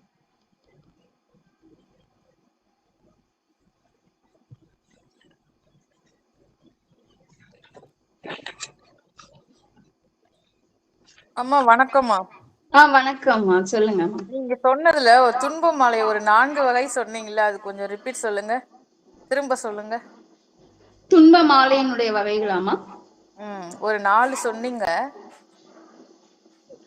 இல்ல, அது தொல்காப்பியத்துடைய துன்பம் அததான் கேக்குறீங்களா? இழிதே இழிதே அது தொல்காப்பிய நூற்பாதாமா. இழிவே சொல்லுங்க. இழிவு, இழவு, பலர் எழுதுறீங்களா? சரி, ஸ்லோவா சொல்லுங்க, நான் எழுதிக்கிறேன். நூற்பாவா சொல்லவா, அந்த 4 வார்த்தையை மட்டும் சொல்லவா? நூற்பாவா சொல்லி அந்த வார்த்தையை சொல்லுங்க. சரி. இழிவே, இளவே,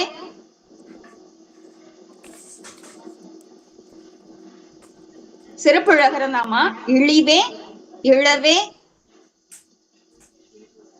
இழிவே, இளவே, இளவே, அசைவே, அசைவே, வறுமை என, வருவி என, வறுமை வறுமை வறுமை என, வறுமை என.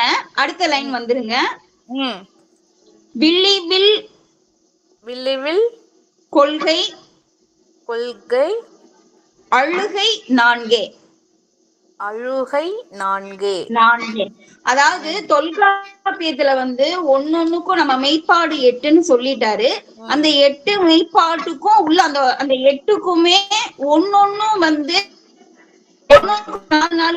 சப்ஹெட்டிங் மாதிரி. அப்ப நகைக்குனா 4, அழுகைக்குனா 4. அந்த அழுகைக்கு சொன்ன 4 தான் இது. அப்ப இதனுடைய பொருள் என்ன? யாராவது பேசுனீங்களா? இழிவு. சொல்லுங்க. இழிவு. முதல்ல வந்து இழிவு. இழிவுங்கிறது நம்மள வந்து இழிவுபடுத்துறது. யாராவது இழிவுபடுத்துறது, இழிவா பேசுறாங்க, பழிச்சொல், அந்த மாதிரி இழிவு. இழவு அதாவது ஒரு மரணம். அப்புறம் தளர்வு, ஏதோ ஒரு காரணம், ஏதோ நமக்கு மனத்தடையாக இருக்கலாம், தளர்ச்சி அடைகிறது. அடுத்து வறுமை. வறுமை. இதுல வந்து ஒண்ணு இருந்தா கூட அழுகை வரும்னு தொல்காப்பியர் சொல்றாரு. நான் என்ன என்னுடைய முன்னுரையில என்ன சொன்னேன்னா, இந்த 4மே அவளுக்கு வந்துருச்சு அப்படின்னு சொல்றேன். கண்ணகிக்கு வந்து இந்த ஒன்னா சேர்ந்து வந்திருக்கு. ஒன்னா சேர்ந்து வந்துருச்சு, அதனால அது துன்பமாலை அப்படின்னு துன்பமாலைன்னு பேர் வந்திருக்கு. இல்ல, அது என்னோட இருக்கலாம் அப்படின்னு ஒரு கருத்து. அம்மா, அவர் துன்ப மாலைன்னு வச்சதுக்கு என்ன காரணம் இருக்குன்னு என்னுடைய கருத்து என்னன்னா, காலையில அவன் வந்து கிளம்பி போறான். அதாவது சிலம்ப விற்கிறதுக்காக எடுத்துக்கிட்டு கிளம்பி போறான். இவளுக்கு முதல் நாள் இருந்தே தீய நிமித்தங்கள் கனவுலாம் வந்துருச்சு. ஆனாலும் அவ கலக்கமுறா. அன்னைக்குதான் சமையல் பண்ணி அவனுக்கு கொடுக்குறா. அவன் வந்து கிளம்பி போறான். போற உடனே இவ அந்த ஆய்ச்சியர் குறவை வந்து நடக்குது. அதுவே மதியானம் ஆயிடுச்சு. அதுக்கு பிறகு சாயந்தரம் தான் அந்த செய்தி வந்து அவளுக்கு கிடைக்குது. அதனால அது துன்ப மாலை அப்படின்னு சொல்லி அவர் மாலை நேரத்துல அந்த துக்ககரமான செய்தி அவளை வந்து அடைகிறதுனால அவர் பெயர் கொடுத்துருக்கலாம். அம்மா சொன்னது கரெக்டா தான் இருந்துச்சு. அடுக்கடுக்கான துன்பங்கள் வரும்போது அதை ஒவ்வொன்றையும் பூவா கோர்த்து அது மாலையாக இளங்கோவடிகள் வந்து செஞ்சிருக்காரு அப்படின்னு நான் இந்த செய்தியும் சேர்த்துதான் சொன்னேன். இந்த 2 காரணமே பொருந்தும். அதே மாதிரி அவ வந்து கதிரவனை பார்த்து காய் கதிர் செல்வன் சொல்றா அப்படின்னு சொன்னா, இப்ப சிலம்புல வந்து கண்ணகி வந்து எழுதல சிலப்பதிகாரத்தை, இளங்கோவடிகள் தான் எழுதுறாரு. இது வந்து சமண காப்பியம் அப்படிங்கிற மாதிரி தான் நிரூபிச்சிருக்காங்க இல்லையா? அதனால அவர் இருந்தே இயற்கையை போற்றி தான் ஆரம்பிக்கிறார். அதனால இவர் ஆய்ச்சியர் குறவையில திருமாலை பாடுறாரு அப்படின்னா, அது முல்லை நில மக்கள், காடும் காடு சார்ந்த பகுதியில அந்த பசு கூட்டங்களை வச்சு ஆணிரைகளை வச்சு வாழ்க்கை நடத்துறவங்க, அவங்க திருமாலை தான் வழிபட்டு ஆகணும், வேற வழி இல்லை. அதனால அவர் திருமாலை வந்து போற்றுற மாதிரி செயல் அமைச்சிருக்காரு. அதுக்கடுத்து காய்கதிர் செல்வன் அப்படிங்கும்போது அவர் ஏற்கனவே வச்ச அந்த இறை வணக்கத்துக்கு பதிலாக இயற்கை வாழ்த்துனது மாதிரி அந்த சூரியனை வந்து சொல்றாரு. ஏன்னா சூரியன் தான் வந்து இதை கேட்டு சொல்லணும். ஏன்னா மற்றவங்க எல்லாருமே நேரத்துக்கு தகுந்த மாதிரி மாறக்கூடிய இயல்புடையவங்க. ஆனா கதிரவன் எப்ப தோன்றுச்சுன்னே தெரியாது, இனிமே எவ்வளவு காலம் இருக்குன்னு தெரியாது. ஆனா எல்லாரையும் சமமா பாக்குறது கதிரவன் அப்படிங்கிற அந்த இயற்கையின் மேல நம்பிக்கை கொண்டவங்க அந்த சமண மதத்தை சார்ந்த கொள்கையினர். அதனால இளங்கோவடிகள் வந்து காய்கதிர் செல்வனை கொண்டு வர்றாரு. அடுத்த வஞ்சின மாலையிலே அதைத்தான் சொல்றாரு. அப்புறம் அம்மா சொன்னாங்க, கொல்லன் உலை துருத்தி போல அந்த இதயம் வந்து பெருசா பெருமூச்சு வருது. இப்பயுமே நமக்கு பாத்தீங்கன்னா மனசுக்குள்ள ஏதாவது ஒரு கஷ்டம் இருந்துச்சுன்னா நம்மளுமே பெருமூச்சா வரும். பெரியவங்கெல்லாம் சொல்லுவாங்க, எதுக்கு இப்படி பெருமூச்சா விட்டுக்கிட்டு இருக்க அப்படின்னு சொல்லிலாம் கேட்பாங்க. அந்த மனசுக்குள்ள இருக்கிற அந்த சங்கடங்கள்லாம் அந்த உலை துருத்தி அப்படிங்கிறது பாத்தீங்கன்னா என்னை மேல தூக்கும் போது பெருசா விரியும். அப்படியே கீழே அமுக்குனாங்கன்னா புஷ்ஷுன்னு அந்த காற்றை ஊதி அந்த தீயை பெருசா வளர செய்யும். அந்த நெஞ்சு வந்து பெருசா விரிஞ்சு மூச்சு வெளியே விடுது பாருங்களா, அந்த 2 மூக்கு வழியாவும் அவ்வளோ வேகமா அந்த காத்து வர்றதை அந்த கொல்லன் உலை துருத்திக்கு வந்து அவர் ஒப்பிட்டு சொல்லியிருக்காரு. அது மாதிரி வேற எதுவும் நம்ம அந்த காலத்துல விஷுவலா பார்க்கக்கூடியது எதுவும் இருந்திருக்காது. அதனால வந்து அவர் அந்த மாதிரி அந்த ஓமையை வந்து கையாண்டிருக்காருன்னு நான் நினைக்கிறேன். அப்புறம் இன்னொன்னு வந்து அவங்க காட்டு பகுதியை கடந்துதான் உள்ள வர்றாங்க. அதனாலதான் அந்த ஆட்சியர் குறவையில வந்து திருமாலை வணக்கம் வந்து வச்சிருக்காரு. அதை வந்து தவிர்க்க முடியாததுனால அவர் அந்த திருமாலை போற்றி வணங்கியிருக்காருன்னு சொல்லி நான் வந்து நினைக்கிறேம்மா.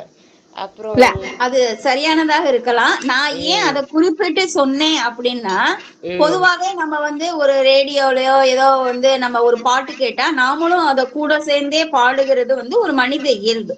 ஆமா நம்ம ஒரு பாட்டு ஓடிக்கிட்டே ஒழிச்சுது அப்படின்னா அந்த பாட்டு கூடயே நம்மளும் பாடுறது, அத பத்தி நம்ம சில நேரம் அந்த தாக்கத்துல இருக்கிறது, இதெல்லாம் இருக்கும். அப்ப அந்த ஆய்ச்சியர் குலவேல நாராயணா நாராயணான்னு சொல்லும் போது அந்த நாராயணா டக்குன்னு வராம சூரியன் வராரு அப்படிங்கறதுக்காக நான் அதை சொன்னேன். நீங்க சொன்னது ஆமாம்மா, சரி. நீங்க சொன்னது சரிதாம்மா. எனக்கு உரிய காட்சி காதையில இதுக்கான விளக்கங்கள் வந்து இருக்கும்.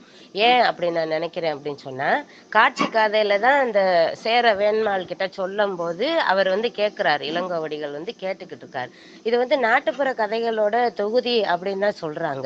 அப்ப இந்த நாட்டுப்புற கதைகளை எல்லாம் தொகுத்து சொன்னது சிலப்பதிகாரத்துல இளங்கோவடிகள் தான் சொல்றாரு. அப்ப கண்ணகியோட தாட் எப்படி இருக்குன்னு இளங்கோவடிகள் தான் நிர்ணயிக்கிறாரு. அவளுடைய துன்பம் எப்படி இருக்குன்னு அவர் தான் ஓமை எல்லாம் கொடுக்கிறாரே தவிர கண்ணகி நேரடியா சொல்லல.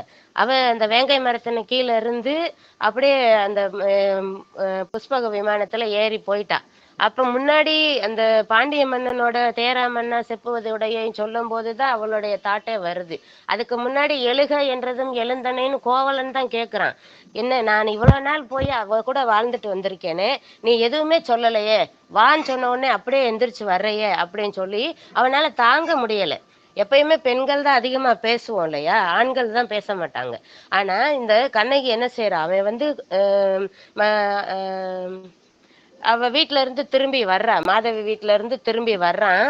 இரவு நேரத்துலதான் வர்றான். வந்த பிறகு அவ வந்து சொல்றான், அவன் இனிமே வந்து நம்ம வீட்டுல செல்வம் இல்லாத அந்த வறுமை நிலைய பாக்குறான்.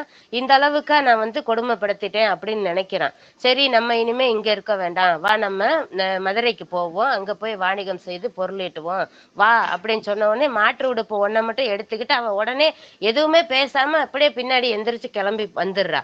இவன் வழி நெடுக அந்த கவுந்தியடிகள் கிட்ட என்னதான் பேசிக்கிட்டே வந்தாலுமே அவன் வந்து யோசிக்கிறான், என்னடா இவ எதுவுமே சொல்லல, எப்படியாவது திட்டுவா, அந்த அப்படி பண்ணிட்ட இப்படி பண்ணிட்ட இப்படி செஞ்ச நியாயமா தகுமா அப்படின்னு சொல்லி பஞ்சாயத்தை கூட்டி சொந்தக்காரங்களெல்லாம் கூப்பிட்டு பஞ்சாயத்து வைக்கலாம் இல்லையா. இப்பயுமே நம்ம என்ன செய்யறோம், நம்ம கணவர் வந்து தகாத ஒரு செயல் செஞ்சுட்டாருன்னா நம்ம சொந்தக்காரங்க கிட்ட எல்லாம் முறையிடுறோம். ஏன்னா நம்ம சொல்லி பார்ப்போம், கேட்கலன்னா சொந்தக்காரங்க கிட்ட சொல்லுவோம். இந்த மாதிரி சூழ்நிலை எதுவுமே இந்த சிலப்பதிகாரம் முற்றிலுமே அந்த இது இல்லை. அப்ப சொந்தக்காரங்க கிட்ட எல்லாம் சொல்றா போற்றா ஒழுக்கம் புரிந்தீர், அந்த ஒரு வார்த்தையில அதத்தான் சொல்ற. அவன் மனசு தாங்காம தான் கேக்குறான்.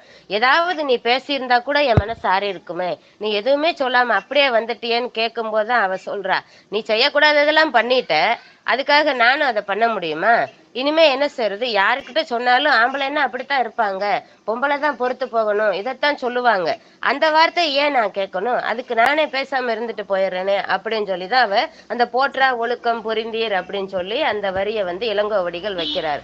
இதுல வந்து கண்ணகியோட இந்த எண்ணம் வந்து கண்ணகிக்கும் கண்டிப்பா இருந்திருக்கணும். நம்ம வந்து பெண்கள் வந்து நினைக்கலாம், இப்படி போன கணவனுக்காக ஒரு மதுரையவே எரிக்கணுமா அப்படிங்கிற கேள்வி வந்து இதை வந்து எனக்கு வந்து இந்த பெண்ணிய சிந்தனைன்னு நீங்க சொன்னாலும் சரி பரவாயில்ல, இந்த இடத்துலதான் எழுதுனது ஒரு ஆண்மகனா இருக்க போய் தான் அவர் இந்த மாதிரி வடிவமைச்சிருக்காருன்னு நான் சொல்லுவேன்.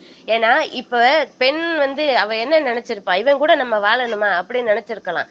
இதே ராமாயணத்துல பாத்தீங்கன்னா ராமாயண கதையை நான் 2 நாள் முன்னாடிதான் வாசிச்சேன். அங்க ராமர் வந்து போர் செஞ்சு இலங்கையில இருந்து கூட்டிட்டு வரும்போது அவள் ஒரே ஒரு மஞ்சள் நிற துணியை மட்டும்தான் சுத்திட்டு அந்த அரக்கியர் நடுவுல இருந்திருக்கிறதா வால்மீகி ராமாயணத்துல சொல்லியிருக்காங்க. அப்ப அவர் திரும்ப கூட்டிட்டு வரும்போது போர் புரிஞ்சு அவர் மீட்டு வரும்போது என்ன சொல்றாரு, நீ வந்து நான் வந்து அரசன்கிற கடமையை செய்யறதுக்காக தான் நான் வந்து போர் புரிஞ்சேன், என் நாட்டு பெண்ணை ஒருத்தன் கடத்திட்டு போயிட்டான், அதை வந்து மீட்கிறதுக்காக தான் நான் வந்தேன், நான் வந்து இப்ப உன்னை நான் கூட்டிட்டு போறேன், நீ என் கூட இருக்கணும், நான் என் கூட கூட்டிட்டு போக மாட்டேன், நீ நாட்டுக்குள்ள எங்க வேணாலும் வாழ்ந்துக்கலாம், எப்படி வேணாலும் நீ வாழ்ந்துக்கலாம், ஆனா என் கூட வந்து இருக்கறதுக்கு நான் வந்து கூட்டிட்டு போக வரல, அரசனா ஒரு கடமையை செய்யத்தான் வந்தேன் அப்படின்னு சொல்றதாக வால்மீகி ராமாயணத்துல இருக்குன்னு சொல்லி நான் வந்து 2 நாளைக்கு முன்னாடி படிச்சேன். அப்ப சீதை என்ன சொல்றா, தாங்காத துன்பம் கொண்டு அழுகிறா, லட்சுமணனை கூப்பிட்டு என்ன செய்யறா, விறகுகளை அடுக்கி தீ மூட்டு, நான் வந்து இந்த கணமே உயிரை விட்டுறேன் அப்படின்னு சொல்லி சொல்றா. சரின்னு தீக்குள்ள இறங்கிட்டா. இறங்குனவ அந்த ஒரு மஞ்சள் நிற துணியை மட்டும் கட்டின வாக்குல இறங்குனவ முழு ஆடையோட அலங்கார பதுமையா வெளியே வர்றா. அந்த இடத்துலயே அவ ராமன் கிட்ட வந்து திரும்ப ராமன் மனமாற ஏத்துக்கிட்டாரு, உளமாற ஏத்துக்கிட்டாருன்னு ராமனை போற்றி பேசுறாங்க. அப்ப அந்த தூய்மையிலும் தூய்மையானவள்னு அக்னி தேவன் வந்து சொல்றாராம். அப்படி சொன்ன பிறகு சீதைக்கு எதுக்கு தேவை ராமரு? நான் வர முடியாது, நான் வந்து தூய்மையானவள் நிரூபிக்கிறதுக்கு நான் நெருப்புல இறங்குனேன், அக்னி தேவனை நிரூபிச்சுட்டாரு, போயா நீ வாட்டுக்குன்னு சொல்லி நின்றுக்கணும். அவ என்ன சொல்றா, இறைவன் வடிவானவன் ராமன் வந்து அவதார புருஷன், நான் வந்து என்ன லட்சுமியோட அவதாரம் அப்படின்னு சொல்லி ஏன் திரும்ப சரண்டர் ஆகணும்? அதே நிலைதான் இங்க கண்ணகி வந்து என்ன பண்றா, கோவலன் கிட்ட திரும்ப ஏன் சரண்டர் ஆகுறா? நீ இவ்வளவு நாள் போனப்ப நான் எப்படி வாழ்ந்தேன், அது மாதிரி இன்னும் வாழ்ந்துட்டு போறேன், நீ அப்படியே போ அப்படின்னு சொல்லி இருக்கலாம். இதை எழுதினவங்க எல்லாருமே பாத்தீங்கன்னா ஆணாதிக்கம். அந்த ஆண்கள் வந்து எழுதும் போது பெண்களை இப்படித்தான் வச்சிருக்கணும்னு சொல்லி மோல்டு பண்ணி அந்த ராமாயணத்துல இருந்து மகாபாரத இதிகாசத்துல இருந்து எல்லாமே இப்படியே கொண்டு வந்து நம்மளையே பேச வச்சுட்டாங்க. பெண்களே பெண்களுக்குள்ள வரையறைய திரும்ப திரும்ப வழியா பரம்பரையா கோடி ஆண்டுகளா சொல்ல வச்சுட்டாங்க. இனிமேலும் இது மாற போறது இல்ல. நம்மளே நமக்குள்ள ஒரு தாழ்வு மனப்பான்மை உருவாக்கிக்கிறதுக்கு தான் இந்த இலக்கியங்கள் எல்லாமே பாடுபடுதே தவிர பெண் தான் முக்கியம் அப்படின்னு சொல்லி ராமர் வந்து ஒரு இடத்துல பேசுறாரு அப்படின்னா அதை ஏன் வந்து பெருசா பேசல, திரும்ப ஏன் வந்து அந்த வட்டத்துக்குள்ளேயே வச்சிருக்கிறதுக்கே முயற்சி பண்ணுது எல்லா இலக்கியங்களுமே. எனக்கு வந்து இதுல பெருத்த உடன்பாடு எதுவுமே இல்லை. அந்த இடத்துல கண்ணகி வந்து சொல்லியிருக்கலாம், இத்தனை வருஷமா நீ அவ கூட வாழ்ந்தேல, இப்பயே நீ என்னமோ பண்ணிக்க, இங்கேயே வந்த, நான் இது வரைக்கும் எப்படி வாழ்ந்தேனோ அப்படியே வாழ்ந்துக்கிறேன்னு சொல்லியிருக்கலாம்ல. அதையே அவர் வந்து முன்வைக்கல. இளங்கோவடிகள் வந்து எழுதினவர் ஒரு ஆண். அப்ப ஆணாதிக்கம் அப்படிங்கிறது அந்த ராமாயண காலத்துல அதுக்கு முந்தின காலத்துல இருந்து இருந்துகிட்டேதான் இருக்கு. இனிமே அப்படித்தான் இருக்கும். எவ்வளவுதான் பெண்கள் படிச்சாலும் முன்னேறினாலும் வேலை பார்த்தாலும் வீட்டுக்காரர் என்ன சொல்லிடுவாரோ, பக்கத்து வீட்டுக்காரங்க என்ன சொல்லிடுவாங்களோ, அடுத்த வீட்டுக்காரங்க என்ன சொல்லிடுவாங்களோ, நம்ம பிள்ளைய நம்ம கரெக்டா வச்சிருக்கணும், நம்ம பிள்ளை அப்படி நடந்துடக்கூடாது அப்படின்னு பெண்களையே சொல்ல வச்சிருக்காங்க பாத்தீங்களா. அதுதான் அவங்களுடைய வெற்றி. இது வந்து என்னுடைய காட்சி கதையில நான் கொஞ்சம் இதெல்லாம் பேசணும்னு தான் நினைச்சிருக்கேன். நான் ரொம்ப பேசிட்டேன்னு நினைக்கிறேன். இல்ல இது சம்பந்தமா ஒரு சின்ன கருத்து மட்டும். கண்ணகி அந்த கால சூழல் வந்து ஆண்கள் வந்து எத்தனை மனைவிகளாலும் வச்சுக்கலாம் தான் இருக்கு. அதேதான் கணவனை இழந்தோருக்கு காட்டுவது இல்லை நீங்க சொல்றது பின்னாடிதான் வருது. முன்னாடி கண்ணகி கொலைக்களப்பட்டுட்டான் அப்படின்னு சொன்ன உடனே அவளுக்கு என்ன கஷ்டம் அப்படின்னா, நம்மளையும் சேர்த்து சிதையில உட்கார வச்சிருவாங்களே, இல்ல நம்மளும் சேர்ந்து சாகணுமே, கல்யாணம் பண்ணதுல இருந்து நம்ம ஒரு சந்தோஷத்தையும் அனுபவிக்கல, இவன் பாட்டுக்கு அங்கிட்டு போயிட்டான், நம்ம அங்கே துன்பப்பட்டுட்டு தான் இருந்தோம், இப்பயாவது இனிமேலாவது வாழ்வோம்னு நினைச்சிட்டு இருந்தா இந்த மாதிரி ஆயிடுச்சு அப்படின்னு சொல்லி இன்னும் நம்மளும் சேர்ந்து எரியறதா, இல்ல இவன் போயிட்டானேன்னு சொல்லி வெந்நீர் ஆடை கட்டி அந்த துறவு வாழ்க்கை மாதிரி வாழ்ந்து சாகுறதா, நோன்பு நோக்கிறதா.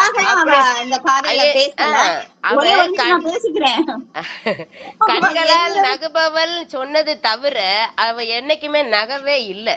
எப்பயுமே அந்த கண்கள்ல இருந்து அவ அழுதுகிட்டு இருந்தா. செங்கண்ணால் அப்படின்னு சொல்லி இந்த மாலையில வருது அப்படின்னு சொன்னா, கருங்கண்ணா இருந்ததை இருக்க விடவே இல்லை.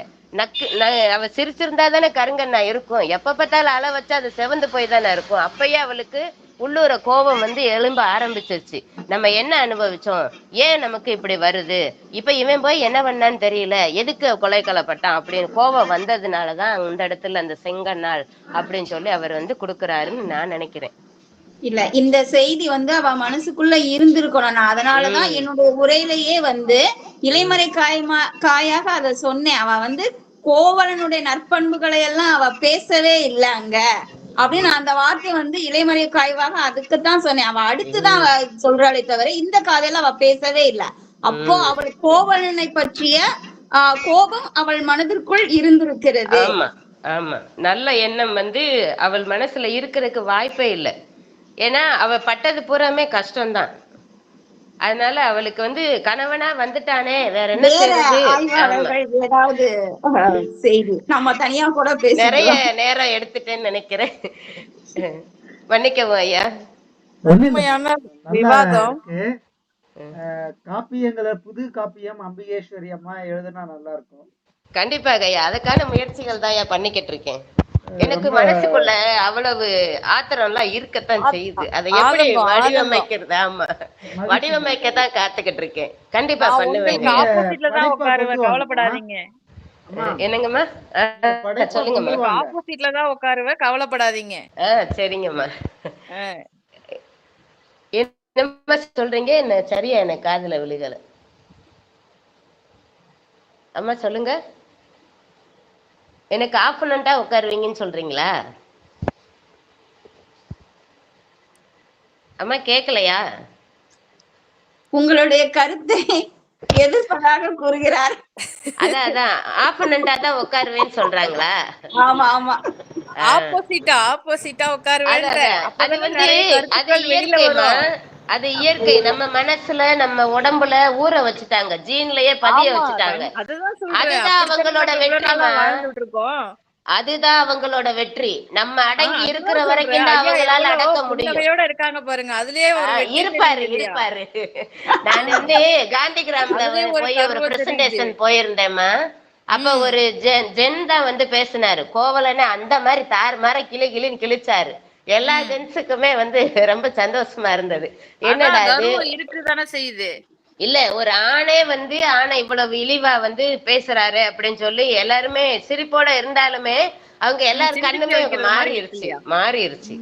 இப்ப இதுதான் அவருடைய வெற்றி. இப்ப நீங்க சொல்றீங்க பாத்தீங்களா, ஆப்பனண்டா நான் உட்காருவேன்னு சொல்லி, அதுதான் அவங்களோட சக்சஸ். அந்த அளவுக்கு ஊறி போக வச்சிருக்காங்க. இப்போ நீங்க எக்ஸாம்பிள் ஃபார் ஐயாவை பாருங்க, அப்படியே போட்டோஸ்ல எவ்வளவு கர்வமா இருக்காங்க, ஒரு ஸ்மைலோட இருக்காங்க. வேற வழி என்னம்மா, வேற வழி என்ன? அங்க இருந்து வந்தவங்க தானே நாமளும். இல்லம்மா, அவரை மட்டும் நம்ம வந்து சொல்ல முடியாது இல்லையா? நான் எல்லாரையுமே தான் சொல்றேன். ஒட்டுமொத்த ஆணாதிக்க சமுதாயம் உலக அளவுல இருக்குமா சொல்றேன். ஐயா இதுவே நம்ம இன்னைக்கு பாக்குறோம், எடுத்துக்காட்டா காட்டுறோம், அவ்வளவுதான். நான் கூட நம்ம இந்தியா மட்டும்தான் இப்படி இருக்குன்னு நினைச்சேன். ஒரு சவுத் ஆப்பிரிக்கால ஒரு கோழி குஞ்சம் ஒரு பறவையவோ சுட்டு திங்கிறான், நெருப்புல வாட்டிக்கிட்டு இருக்கான். ஒரு பொம்பளை பின்னாடி உட்கார்ந்து இருக்கா, அவ பின்னாடி அவளோட மனைவி போல இருக்கு, குழந்தைய வச்சுட்டு உட்கார்ந்து இருக்கா. இவன் என்ன செய்யறான், அந்த கோழி குஞ்சம் இத்தினோண்டுதான் இருக்கு, அதை பிச்சு நல்ல பகுதியெல்லாம் தின்னுட்டு குடலு குந்தானிய மட்டும் அவட்ட கொடுத்துட்டான். அவ திரும்ப அதை போட்டு நெருப்புல சுட்டுட்டு அந்த குழந்தைக்கு பால் ஊட்டிக்கிட்டு அதை திங்கிறான். அறிவு இருக்கா கொஞ்சமாச்சும்? அவ குழந்தையோட இருக்காளே, அவ பசிக்கு கொஞ்சம் சாப்பாட்டை கொடுக்கணுங்கிற அந்த இது இல்ல பாத்தீங்களா? உலகத்துக்குமே. வணக்கம் ஐயா, சொல்லுங்க. அம்மா வணக்கம்மா. சொல்லுங்க. ஒண்ணும் இல்லம்மா, நல்லா ரொம்ப அம்மா ரொம்ப நல்லா கரெக்டா சொன்னாங்க. பெரியார் அதை பத்தி சொன்னாரு. எவ்வளவு சொன்னாலும் தான் மாடு தானா நெகதடியில கழுத்து கொடுத்தா நம்ம என்ன பண்ண முடியும்? அது பாட்டுக்குன்னு கை நிறைய வலையில போட்டுக்கின்னு காது நிறைய இது போட்டுக்கின்னு முடி நீட்டா வளர்த்து விட்டுக்கிட்டு கூந்தல் தான் அழகுன்னு சொல்லி அந்த ஷாம்பு இந்த ஷாம்பு போட்டு இது பண்ணிட்டு இருந்தா நம்ம என்ன பண்ண முடியும்? அதுவா தலையை கொடுத்தா நம்ம ஒண்ணும் பண்ண முடியாது. அது உடம்புல ஊறி போனதுனால அவங்களாலே வெளிவர முடியல, அவங்களாலே வெளிவர முடியல. ஆண்கள் ஒண்ணும் சொல்லல, ஆண்கள் ஒண்ணும் சொல்லல. நானே கூட எங்க வீட்டுக்காரம்மாக்கு நான் சொல்றது, ஏமா இவ்வளவு நாங்களாம் இவ்வளவு பிரியா இருக்கிற, கை நிறைய ஏன் வலையெல்லாம் போட்டு கோல் பண்ற அப்படின்னா கேட்கல. ஏன் அப்படின்னா, அப்படி இருந்தா அழகா இல்ல அப்படின்ற மாதிரியான ஒரு மனோபாவம் ரத்தத்துல ஊறி போயிட்டு அது வெளியே வரதுக்கு இன்னும் ஒரு 200 வருஷம் ஆகுது.